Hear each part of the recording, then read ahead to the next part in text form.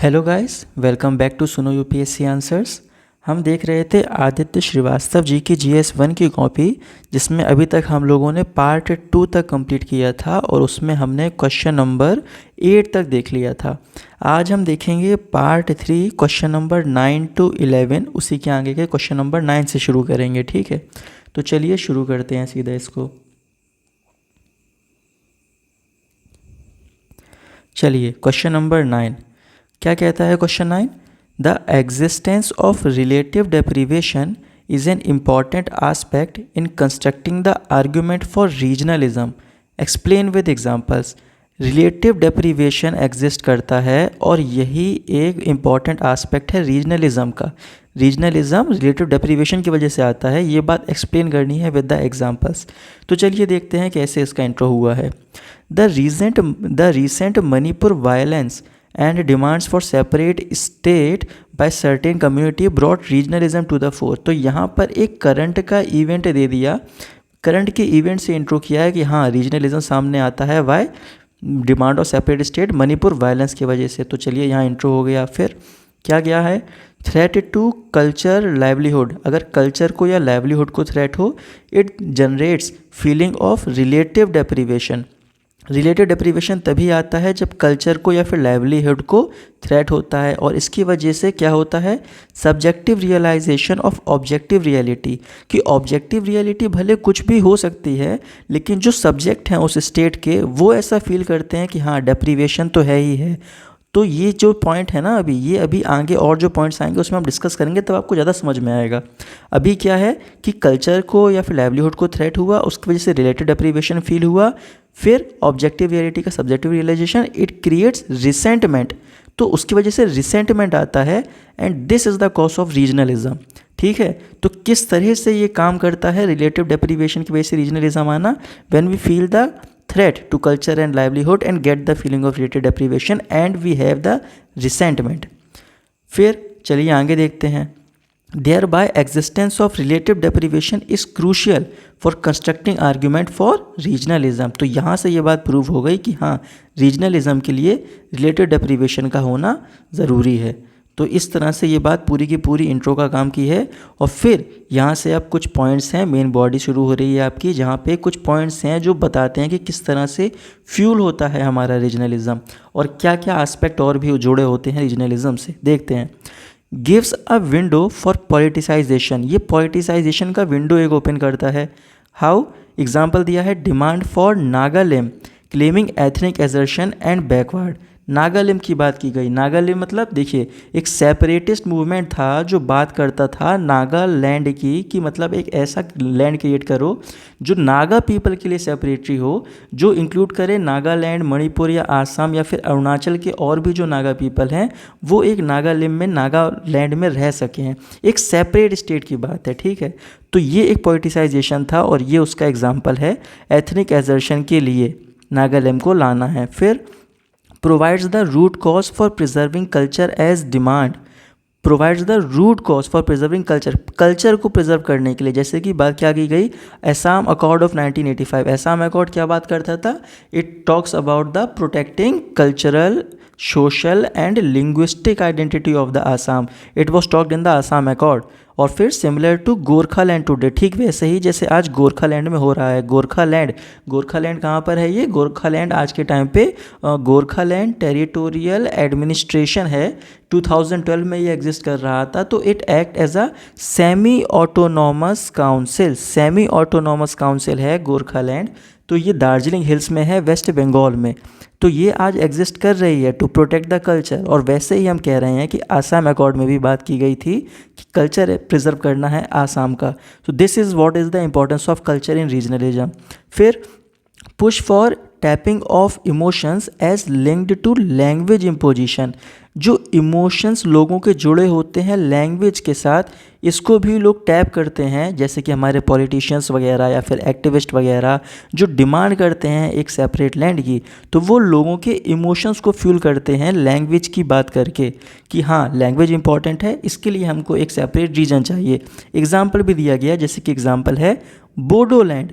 After Bengali and एसमीज language dominate. मतलब क्या कि बोडोलैंड भी इसीलिए आया था ताकि बोडो लैंग्वेज रह सके सेफ जब बंगाली और एसमीज लैंग्वेज का डोमिनेशन हुआ। कहाँ की बात चल रही है ये कि ये जो हमारा आसाम था, आसाम में जो ऊपर के टॉप 5 डिस्ट्रिक्ट थे ना, इन टॉप 5 डिस्ट्रिक्ट्स को मिला के बनाया गया था Bodoland to protect it from the domination of Bengali and Assamese language. फिर क्या बात की गई, perceived relative deprivation due to loss of resources.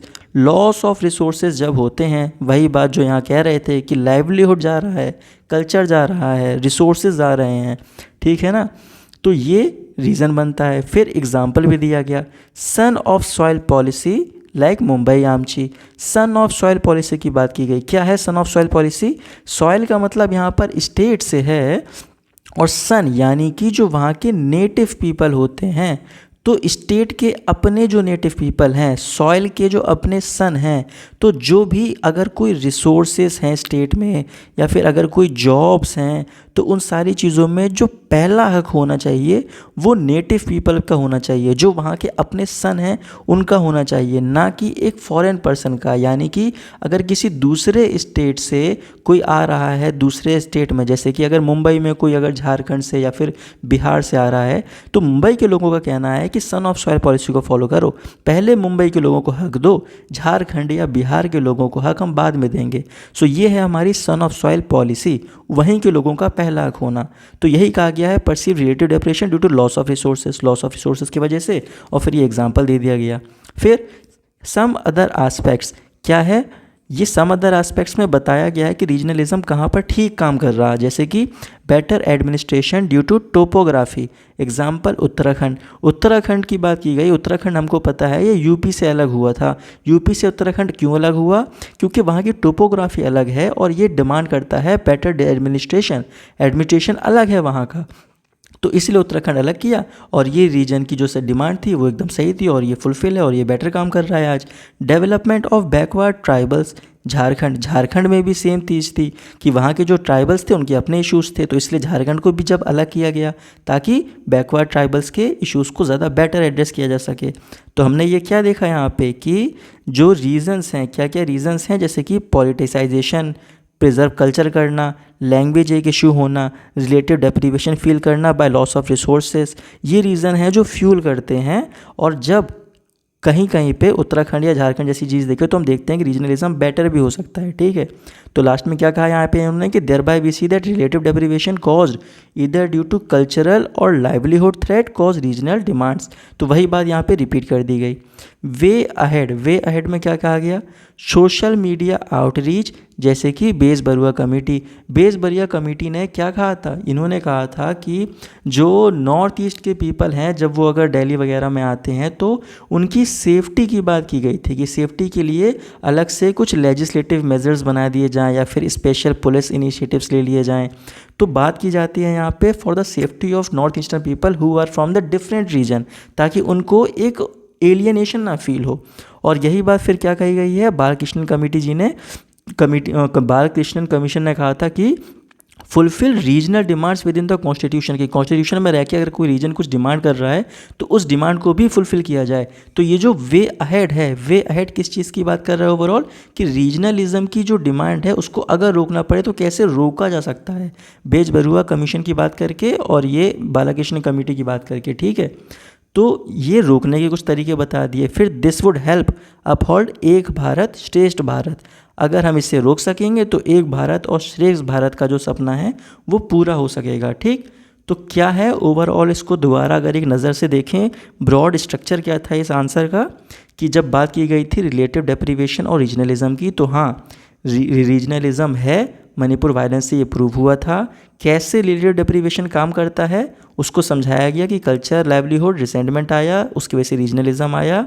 Yes, यहाँ पे एग्री किया गया। फिर पॉइंट दिए गए कैसे, तो ये सारे पॉइंट हो गए हमारे।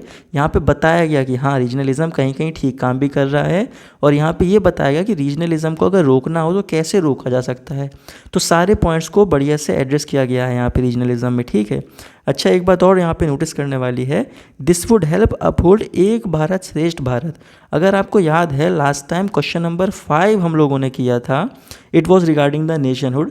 तो यहाँ पर भी ये यूज़ हुआ था, एक भारत श्रेष्ठ भारत, फिर भारत गौरव, यहाँ बात हुई है अमृतकाल। तो मैं क्या बता रहा हूँ यहाँ पे कि जो फ्रेसेस है ना, इन फ्रेसेस को याद करते चलिए, ये बहुत ही काम आते हैं कंक्लूजन में, ठीक है।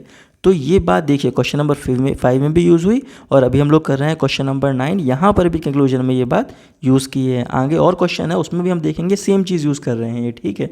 चलिए अगला क्वेश्चन देखते हैं क्या है।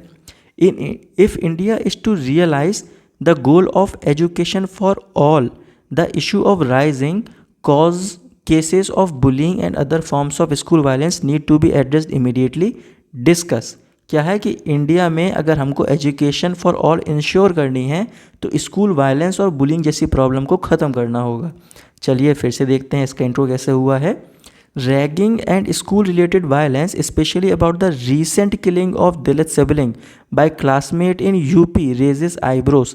इंट्रो में इन्होंने यहाँ पे क्या किया, सेम चीज़ जो 9th क्वेश्चन में की गई थी, एक रीसेंट का इवेंट दे दिया और उससे प्रूव कर दिया क्वेश्चन की बात को कि हाँ ये प्रॉब्लम तो है, किलिंग जैसी प्रॉब्लम, वायलेंस, बुलिंग ये एग्जिस्ट तो करता है। तो फिर एजुकेशन फॉर ऑल क्यों इम्पॉर्टेंट है, देखिए ये भी एड्रेस किया हुआ है। Education for all, SDG 4 of quality and accessible education. SDG 4 बात करता है एजुकेशन की। हमने पिछली बार जब क्वेश्चन किए थे तो हमने पढ़ा था एक क्वेश्चन में SDG 3, जहाँ पर क्वेश्चन था हेल्थ से रिलेटेड। तो हमने ये क्या बता रहा हूँ मैं यहाँ पे आपको कि जो SDG हैं आप उसका इंपॉर्टेंस समझिए, इसलिए कहता हूँ याद करना है। जैसे कि पहला क्या कहता है, नो पॉवर्टी, अगर कभी पॉवर्टी की बात है तो SDG 1 डालिए। 2 0 हंगर, कोई हंगर का इशू हुआ SDG 2 डालिए। 3 हेल्थ है, 4th एजुकेशन आ गया। ऐसे करके आपको SDG भी याद रखने हैं। फिर चलिए अगला पॉइंट, एजुकेशन फॉर ऑल में equity, equity in access to education की इक्विटी हो। Liberty upheld via allowing full personality development, liberty अगर किसी इंसान को देनी है तो उसके लिए फुल पर्सनैलिटी डेवलपमेंट चाहिए और वो बिना एजुकेशन के पॉसिबल नहीं है। तो ये एजुकेशन फॉर ऑल के लिए इंपॉर्टेंट पॉइंट्स हो गए। फिर in this light need to check bullying and school violence. फिर in this light need to check bullying, reason bullying को चेक करना है तो उसके लिए क्या है, रीज़न टू चेक, क्या रीज़न हो सकते हैं वो देखिए। Uphold fearless coming of school by all strata, किसी भी स्ट्राटा से कोई भी लोग हो, चाहे वो दलित हो, लोअर कास्ट हो, अपर कास्ट हो, मेल फीमेल कोई भी हो, ट्रांसजेंडर्स भी इन्फेक्ट क्यों ना हो, सभी लोग फियरलेस स्कूल में आ सकें, ये इंश्योर करना ज़रूरी है।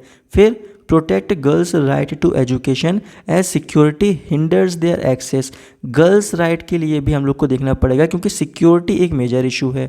फिर uphold duty of parents of all children under article 45, parents की ड्यूटी को भी समझना होगा ताकि चिल्ड्रन की एजुकेशन में हेल्प हो सके। आर्टिकल 45 का जिक्र किया गया। Article 45 is the directive principle of state policy, ये चिल्ड्रन एजुकेशन की बात करता है, ठीक है। फिर prevent mental trauma during formative childhood years, mental trauma ना हो इसका ख्याल रखना है। Protect children from all abuse, uphold child right under UN convention 182, abuse से तो बचाना ही है, बात की गई है यहाँ UN कन्वेंशन 182 की। क्या है ये UN कन्वेंशन 182? ये बात करता है कि जितने भी मेंबर स्टेट थे UN में तो वो कुछ एक्शन लें जिसकी वजह से जो चाइल्ड की प्रॉब्लम्स हैं, जो इश्यूज़ हैं, जैसे कि स्लेवरी है, ट्रैफिकिंग है, हज़ार्डस वर्क प्लेस हैं जहाँ पे काम करते हैं चिल्ड्रन, तो UN कन्वेंशन 182 कहता है to stop all these actions, ये डिमांड की गई थी ऑल द स्टेट्स से, ठीक। तो इसलिए कहा है चाइल्ड राइट्स इंश्योर करने के लिए UN कन्वेंशन 182 का जिक्र किया गया। फिर how to reduce bullying, bullying को रिड्यूस कैसे कर सकते हैं, देखिए parents as equal stakeholder, example दिया गया झारखंड डिजी साथी का। तो झारखंड में जो डिजी साथ ऐप यूज़ हुआ है ये है एजुकेशन के लिए, डिजिटल एजुकेशन के लिए। यहाँ पे क्या है कि पेरेंट भी एक रोल प्ले करते हैं उस प्लेटफॉर्म में जहाँ पर लर्निंग हो रही है, और इसलिए पेरेंट भी एक इंपॉर्टेंट स्टेक होल्डर की तरह सामने आते हैं, एंड दिस विल इंश्योर कि उनका बच्चा एक सेफ जोन में रहेगा। फिर कैम्प्स हों टू सेंसिटाइज ऑल चिल्ड्रन कि भैया ये बुलिंग गलत क्यों है। Anti ragging and anti bullying squads भी होनी चाहिए। Involve teachers, have marks for good behaviour, good behaviour के लिए मार्क्स हो। Sensitise all stakeholders via संकल्प पत्रा एज बाय उड़ीसा, जैसे उड़ीसा में संकल्प पत्रा यानी कि वाउज, प्लेजेस, प्लेज लिया जाए टू सेंसिटाइज सारे स्टॉक होल्डर को सेंसिटाइज किया जाए, इसके लिए संकल्प हो। ठीक है, ये सारे पॉइंट्स थे। फिर लास्ट में कंक्लूजन कहा गया है, this would help to ensure the future of India is safe via quality education to all for Amritkaal 2047। फिर से वही बात की गई ना जो मैंने आपको ऊपर बताया कि ये जो फ्रेसेस वाले टर्म हैं ये बार बार यूज़ होते हैं, इसलिए इनको भी याद करना है। This would have to ensure the future of India safe via quality education, इस तरह से करके हमने इसको कंक्लूड कर दिया। ठीक, तो एक बार इसका ब्रॉड स्ट्रक्चर नज़र डाल लीजिए कि हाँ प्रॉब्लम तो है, वायलेंस होता है, ये बात इंट्रो में है। एजुकेशन क्यों ज़रूरी है SDG 4 इक्विटी लिबर्टी के लिए। फिर रीज़न क्या है इसको चेक करने के लिए कि क्या रीज़न है। फियरलेस होना चाहिए, गर्ल्स एजुकेशन के लिए सिक्योरिटी हिंडर है, uphold duty of parents of all children है। फिर मेंटल ट्रॉमा, तो ऐसे करके सारे पॉइंट्स हमने दे दिए। UN कन्वेंशन 182 की बात कर ली कि ये सारे रीज़न हैं, इसकी वजह से चेक करना है। फिर कैसे चेक किया जा सकता है, तो parents, camps, anti ragging squad, teachers, sensitise, ये पॉइंट्स हैं। और फिर बाद में यहाँ पे हमने कंक्लूड कर दिया। ठीक है, सोसाइटी का क्वेश्चन था ये, ऐसे ही जनरल आंसर ही आपको इसका मिलेगा। क्वेश्चन नंबर 11, ये हिस्ट्री का क्वेश्चन है और ये थोड़ा सा स्पेसिफिक मिलेगा आपको। क्वेश्चन नंबर 11 क्या है, देखिए, bring out the role played by the Ahom kingdom in shaping the cultural and historical identity of Northeast India and discuss its legacy in contemporary times। तो क्या है, role played by Ahom kingdom in shaping cultural and historical identity. Ahom kingdom ने क्या role play किया था north east India में identity के लिए, और कंटेम्प्रेरी टाइम में उसकी क्या लेगेसी है, ये बात है। ठीक है, चलिए देखते हैं। Intro. Ahom kingdom was present in modern day Assam during the 16th and 17th century and Lachit Barfukan was an important ruler। अच्छा, यहाँ पर एक छोटा सा करेक्शन है। Lachit Borphukan was not an important ruler, he was a military commander. He defended against the Mughal Empire in 1671 in Battle of Saraighat। ठीक है, तो he was a military commander. चलिए, लेकिन कोई बात नहीं, ठीक है जो भी लिखा है। तो अहोम किंगडम 16th सेंचुरी में ये एक डायग्राम के थ्रू रिप्रेजेंट किया गया। तो ये हो गया इसका इंट्रो। रोल क्या है अहोम किंगडम का, देखिए, role of Ahom kingdom in shaping cultural identity of north east, how broad the current traditional dressing sense of Assamese culture, जैसे कि डाइकोम धोती ट्रेडिशनल ड्रेसिंग सेंस में रोल है। Prevented Mughal invention 17 times in and saved distinct identity, तो क्या है, Mughal invasion को रोका, ये एक अहोम की अच्छी चीज़ थी। फिर promoted local foods as seen with exclusive diet of north east, जैसे कि पोर्क इन मेघालय, तो लोकल फूड का होना। Shaped the languages, Assamese grew under their patronage, shaped the traditional arts due to their patronage to arts, जैसे कि लाइफेयर dolls of Manipur, तो ये जो ट्रेडिशनल आर्ट फॉर्म है वो भी अहोम के पैट्रोनेज की वजह से थी। फिर इसके बाद अगली बात क्या कही है, यहाँ से नेक्स्ट चीज़ शुरू होती है कि शेपिंग हिस्टोरिक आइडेंटिटी, जैसे कि distinct history of north east closer to Myanmar than India, जो हिस्ट्री थी नॉर्थ ईस्ट की वो म्यांमार के ज़्यादा क्लोज है as compare to India, Myanmar से ज़्यादा रिलेट करता है आसाम की हिस्ट्री। फिर distinct politically, lack of cultural syncretism and social mingling, यहाँ पे बताया गया है कि पॉलिटिकली अलग रहा है Assam because of Ahom kingdom, ये कंटेम्प्रेरी रिलेवेंस है। लैक ऑफ कल्चरल सिंक्रेटिज्म मतलब सिंथेसिस, कल्चरल सिंथेसिस थोड़ा सा अलग है, सोशल मिंगलिंग भी नहीं है। फिर ट्राइबल हिस्ट्री की बात की गई, tribal history with identity of resistance for autonomy. Economic history की बात की गई, shaped around tribal arts and bamboo, तो इकोनॉमिकली क्या चलता था वहाँ पे, ट्राइबल की आर्ट्स और बैम्बू ही था इकोनॉमिक जो वहाँ का सिस्टम था पुराने टाइम पे। फिर सोशल हिस्ट्री की भी बात कर दी गई, क्या था सोशल हिस्ट्री, वहाँ पर क्या है, shaped by lack of patriarchy नहीं है, मैट्रियार्की है, जैसे कि मेघालय में है मैट्रियार्की, मतलब मात्र सत्तात्मक, मतलब जो हेड ऑफ द फैमिली है वो फीमेल रहती हैं।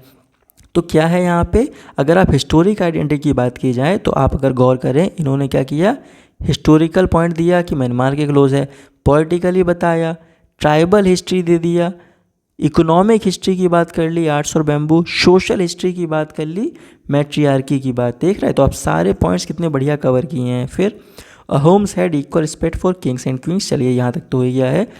यहाँ से अगला, their influence is still seen today as follows, आज भी और कैसे देखा जा सकता है इसको, distinct culture, distinct zonal council for north east promote local cultures, north east में डिस्टिंक्ट जोनल काउंसिल हैं जो लोकल कल्चर को प्रमोट करती हैं।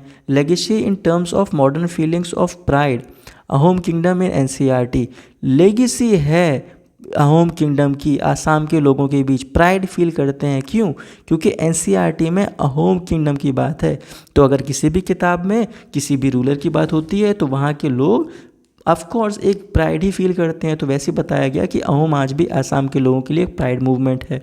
फिर distinction of history has led to lack of cultural and people to people connected to, यहाँ पे दो पॉजिटिव पॉइंट्स थे, क्या कि डिस्टिंक्ट जोनल है तो प्रमोट होता है लोकल कल्चर और प्राइड की बात, बट यहाँ पे आप गौर करो ये एक नेगेटिव सा पॉइंट नज़र आता है कि lack of cultural and people to people connect, ये लैक ऑफ कल्चर है, ये नेगेटिव पॉइंट मिला यहाँ पे। जैसे कि 2012 exodus of north east student from Bangalore, 2012 में बेंगलोर से कई सारे नॉर्थ ईस्ट स्टूडेंट वापस अपने स्टेट गए थे। क्यों गए थे, उस टाइम पे एक रूमर सा फैला हुआ था कि जो नॉर्थ ईस्ट के स्टूडेंट हैं उनके ऊपर कुछ अटैक होने वाला है, and it created a very panic situation, जिसकी वजह से वो एक्सोडस हुआ था, और इसीलिए कहा जा रहा है कि लैक ऑफ कल्चरल कनेक्ट है। ठीक है, फिर अगली बात क्या की गई, modern demands for independence like by Nagaland due to historical autonomy plus same with rise of ULFA. तो यहाँ पे क्या बताया गया कि इंडिपेंडेंस की डिमांड, जैसे कि नागालैंड की डिमांड, नागालैंड जो अभी हमने ऊपर पढ़ा है कि एक सेपरेटिस्ट मूवमेंट था फॉर द नागा पीपल, जो कहता है कि नागालैंड, मणिपुर, आसाम और अरुणाचल के जितने भी लोग हैं उन सब के लिए एक नागालैंड, एक अलग से लैंड बनाई जाए। ठीक है, तो उसकी बात की गई। Same with the rise of ULFA, Nagaland की बात नागालैंड, और जैसे ही उल्फा की बात ये आसाम से रिलेटेड है और फिर से रीजनल डिमांड को बताता है कि उल्फा में क्या था, ULFA was United Liberation Front of Assam, ये 1979 की एक ऑर्गेनाइजेशन थी। It was armed separatist insurgent organisation. ठीक है, तो ये क्या कह रहे थे कि आर्म्ड रिबेलियन करेंगे टू सेपरेट द आसाम, ये आसाम को अलग करने के लिए था उल्फा। ठीक है, बट इट वॉज क्योंकि ये एक आर्म्ड ऑर्गेनाइजेशन थी तो ये 1990 में गवर्नमेंट ने इसको बैन कर दिया था और कहा था कि ये एक टेररिस्ट ऑर्गेनाइजेशन है। ठीक है, तो 1979 में उल्फा बनी थी जो ये कह रही थी कि आसाम को हम अलग करेंगे, और 1990 में इसको टेररिस्ट ऑर्गेनाइजेशन घोषित किया गया। तो आसाम का एग्जाम्पल दिया, नागालैंड का एग्जाम्पल दिया, रीजनल डिमांड्स की बात हो गई यहाँ पे। फिर legacy of promotion of the culture of syncretism as seen with the architecture of north east, तो क्या है कि जो legacy of promotion of culture of syncretism, syncretism देखने को मिलता है। सिंक्रेटिज्म का मतलब क्या है कि जो डिफरेंट रिलीजियस या फिर कल्चर या फिर फिलोसफिकल जो भी सिस्टम्स हैं वो सारे मिला के एक यूनिफाइड होल, एक नई चीज़ बनती है, मतलब मिक्सचर होना। तो क्या है, आर्किटेक्चर में हम देखते हैं ये सिंक्रेटिज्म, ये मिला जुला होना, जैसे कि बुद्धिस्ट टिंगल और चाइनीज़ टिंगल मिलके बनता है तो पगोड़ा एक आर्ट फॉर्म होगी, उसके लिए इसका जिक्र किया गया। फिर लास्ट में इसको कंक्लूड करने के लिए बात की गई क्या है कि therefore Ahom kingdom played a key role in the development of a distinct identity of north east. Today we need careful integration for social harmony. तो यहाँ पे इसको कंक्लूड कर दिया गया कि therefore Ahom kingdom played a key role in development of distinct identity. तो distinct identity Ahom kingdom play बनाता है नॉर्थ ईस्ट में, ये बात यहाँ पे दोबारा रिपीट करके लिख दी गई कंक्लूजन में। कंक्लूजन में यहाँ पे कुछ भी ऐसा खास नहीं लिखा है, बस वही चीज़ रिपीट की है। ठीक है, तो चलिए इसको एक नज़र डाल लेते हैं वापस से पूरे स्ट्रक्चर पे कि क्या क्या बात की गई है। कि बात थी अहोम किंगडम की, तो शुरू में इंट्रो देने के लिए लचित बुरफुकान की बात कर दी गई, 16-17 सेंचुरी में था, एक मैप दे दिया गया। रोल क्या है, तो कल्चरल आइडेंटिटी की बात कर दी गई, यहाँ पे ट्रेडिशनल ड्रेसेस हैं, मुगल्स से फाइट की थी वो बताया गया, फूड है, लैंग्वेज है, वहाँ की ट्रेडिशनल आर्ट फॉर्म है, ये चीज़ें हैं जो अहोम किंगडम ने दी थी, कल्चरल आइडेंटिटी बनाई है ये। फिर हिस्टोरिक आइडेंटिटी की जब बात की गई तो हिस्टोरिकली वो म्यांमार के क्लोज था ये बताया, पॉलिटिकली बता दिया और ट्राइबल हिस्ट्री बताई, इकोनॉमिक हिस्ट्री बताई, आर्ट्स बम्बू, सोशल हिस्ट्री बताई, मैट्रियार्की, तो सारी हिस्ट्री हिस्टोरिकल पॉइंट्स बताए सारे, इकोनॉमिक सोशल सब। ठीक है, और फिर क्या बताया यहाँ पे कि आज के टाइम पे अगर देखा जाए तो क्या है, क्या हो रहा है, कैसा इन्फ्लुएंस है, तो डिस्टेंट कल्चर है, legacy in terms of modern feelings of pride, pride है, डिस्टेंट कल्चर है, यहाँ पे बताया गया कि लैक ऑफ कल्चरल कनेक्ट है। एक्सोडस की बात कर दी गई तो 2 पॉजिटिव पॉइंट, ये एक नेगेटिव पॉइंट दिया गया। फिर मॉडर्न डिमांड बताई गई कि नागालैंड जैसे अलग है वैसे ही आसाम की भी बात के बता दी गई। तो यहाँ पे रीजनल इशू की तरह बताया गया अहोम वाली बात को। उल्फा की डिमांड क्यों थी? क्योंकि वहाँ के लोग अलग हैं, आसाम अलग है, ठीक है। फिर legacy of promotion of the culture of syncretism as seen with the architecture, तो यहाँ पे सिंक्रेटिज्म की बात की गई, आर्किटेक्चर सिंक्रेटिज्म कैसा है, चीज़ें मिक्स भी होती हैं, इसकी बात की गई यहाँ पे लेगेसी में। और लास्ट में यहाँ पे बस यूं ही कंक्लूड कर दिया गया सेम बात कह के, ठीक। चलिए, ये आज का टॉपिक हमारा कंप्लीट हुआ। कल फिर हम शुरू करेंगे, आने वाले नेक्स्ट टॉपिक में हम लोग पार्ट 4 करेंगे